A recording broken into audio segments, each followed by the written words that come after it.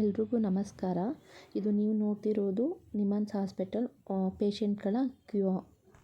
NIMHANS hospital ಅಂದ ತಕ್ಷಣ ಎಲ್ಲರೂ ಏನು ಅನ್ಕೊತಾರೆ, ಮೆಂಟಲ್ ಹಾಸ್ಪಿಟಲ್ ಅಂತ. ಅದು ಒಂದೇ ಅಲ್ಲ, ಇಲ್ಲಿ ತಲೆಗೆ ಸಂಬಂಧಪಟ್ಟಂಥ ಕಾಯಿಲೆ ಎಲ್ಲನೂ ನೋಡ್ತಾರೆ. ನೀವು ಅಕಸ್ಮಾತ್ ಏನಾದರೂ ಫಸ್ಟ್ ಟೈಮ್ ಬರೋ ಹಾಗಿದ್ದರೆ ಬೆಳಗ್ಗೆ ಬೇಗನೆ ಬನ್ನಿ.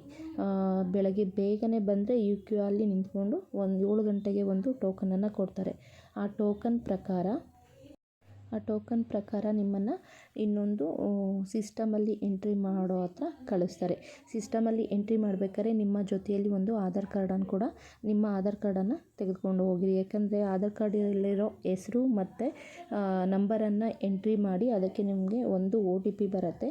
ಆ OTPನ ಹೇಳಿದ್ರೆ ಅವರು ನಿಮಗೆ ಇನ್ನೊಂದು ಟೋಕನನ್ನು ಕೊಡ್ತಾರೆ.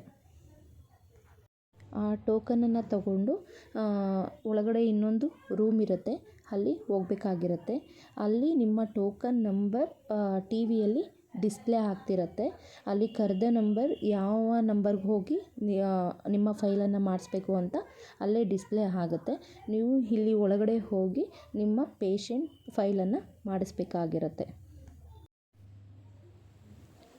ನೆಕ್ಸ್ಟು ನೀವು ಪೇಷಂಟ್ ಫೈಲನ್ನು ಮಾಡಿಸಿದ್ಮೇಲೆ ಗೇಟ್ ನಂಬರ್ 1ಗೆ ನಿಮ್ಮನ್ನು ಕಳಿಸ್ತಾರೆ.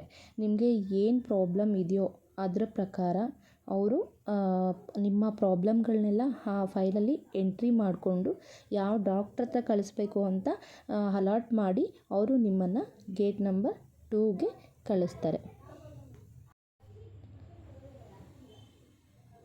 ಇಲ್ಲಿ ಮುಂದೆ ಹೋದರೆ ನಿಮಗೆ ಗೇಟ್ ನಂಬರ್ 1 ಕಾಣಿಸುತ್ತೆ.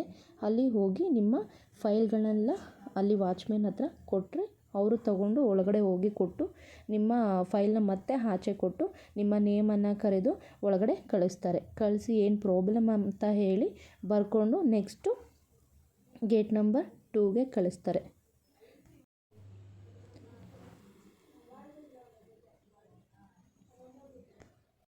ನೆಕ್ಸ್ಟು ಗೇಟ್ ನಂಬರ್ 2ಗೆ ಹೋಗಿ ಮತ್ತೆ ಒಂದು ಟೋಕನನ್ನು ತೊಗೊಳ್ಬೇಕಾಗಿರುತ್ತೆ.